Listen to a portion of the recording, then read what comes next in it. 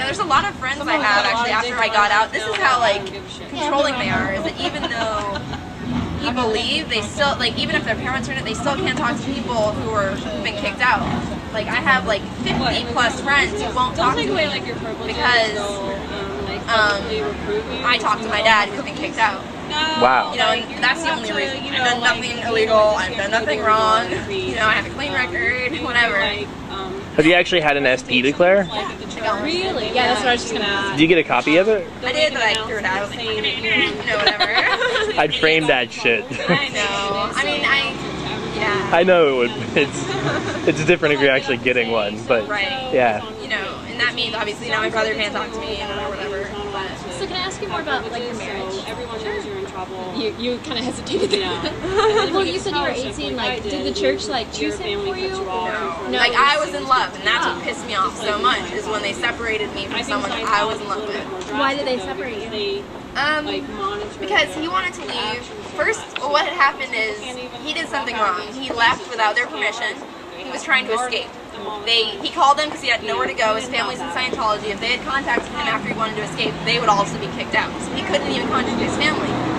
He went down to Gainesville, had to call them back the next day. He slept in a train station the night. Oh my God. Called them the next day. The security guards went down there, picked him up, put him on the RPF where they were all black and, you know, here.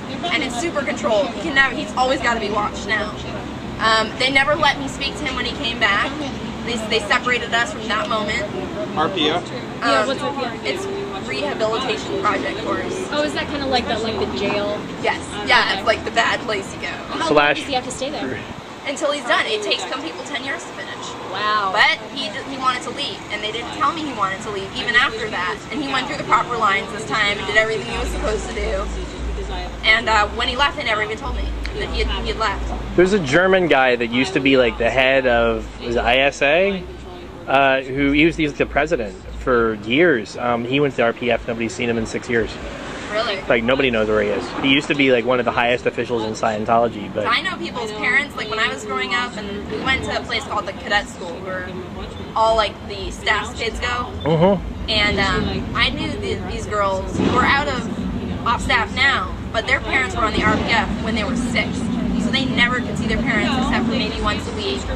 And it was both their parents were on. They never had anybody. They couldn't live with their parents at all. You know, it was. So they kind of went to like a boarding school kind of? Well, so did I, but like we had people who'd watch us there. Our parents would come home. I mean, they work here until 10 at night, so we see them at 10 at night when you're 6 years old. And then we saw them at dinner for 1 hour every day, and that was it. Because the whole time we saw our parents. Except for the occasional like day off, which is like maybe once a month, you know. How can Scientology justify taking you away from your family? If they tout, you know, no sex before marriage, and they tout, no divorce and that kind of thing, how can they justify destroying a family like that with all their family value crap?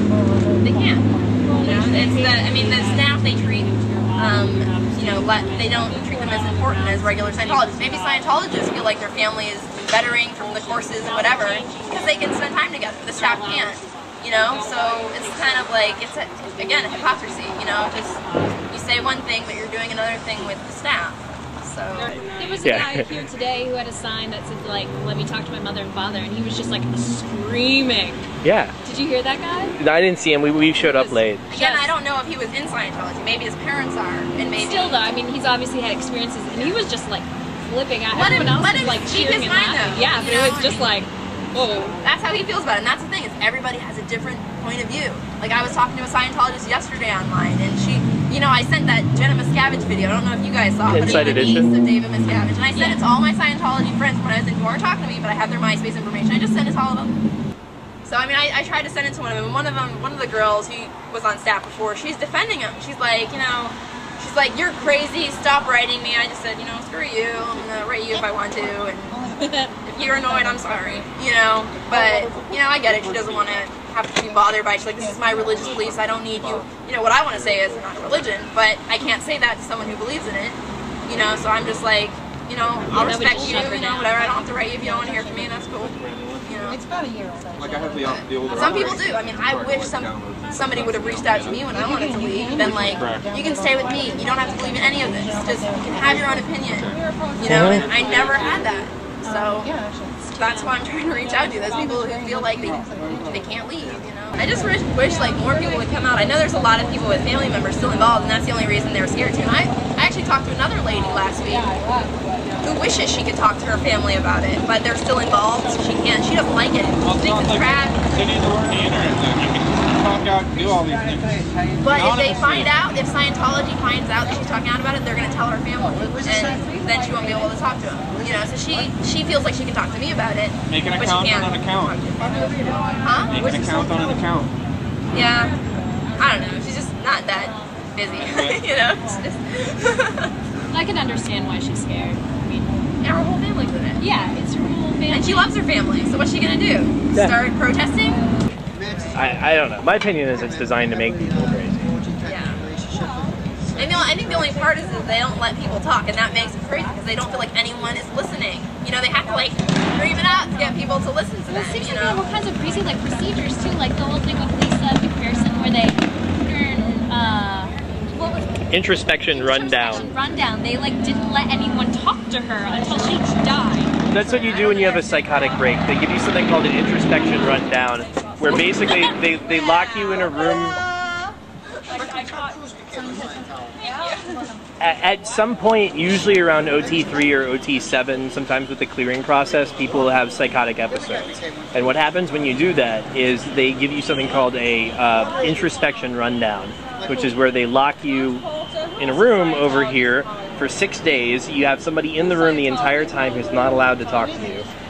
They have L. Ron Hubbard audio tapes playing on the background, and they charge you money for it. And they don't let anyone talk to you. I don't know. See, I believe it. I was just never subjected to it, and they would never tell me that. They would not, oh, we're doing this. You know? Yeah. They said when Lisa McPherson, when her dead body was taken to the hospital, she had cockroach bites, she was dehydrated, she had been starved to death, like ligature marks. Again, the staff have no access to TV. They don't have access to, you know, the internet, so they don't know any of this. Yeah. They don't, you know, and then, you know, the newspaper, they say the St. P. Times is, you know, they say that it's the SP Times in Scientology. Don't read it, it's the SP Times. Really? That's funny because they printed a really Scientology favorable article the other day. They're just all the Black Watch. We all thought it was funny that they were called the SP Times. Really, that's really ironic. I was thinking of wearing like a shirt that said SP on it today. I'd like to make some up for Lord Robert's birthday. I just like coming down here because this is where, you know, I was raised and stuff. So to me, it's like. Where do you live now? The thing is like, I don't even care if people do Scientology. Like, I know people now who are doing Scientology, but they've been kicked out by Scientology. You know, they like it. They'll still do it, you know, but they go to places that cost less now. They have places called the Free Zone, which costs a lot less. Yeah.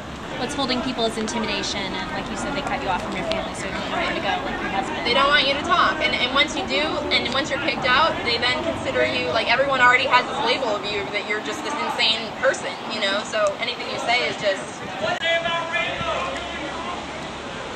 What did Hubbard say about rainbows? Rainbow rundown! No, I had my sign that said, are your seniors driving you nuts? And they thought I meant, like, old people. What's a senior? A senior in Scientology is, like, someone of high status, you know, so... The message gets across to them, but not to me. Yeah, there's a lot of, like, the jargon that I don't really understand. Yeah, and that's what makes it even harder to understand, you know? But yeah, that's part of it.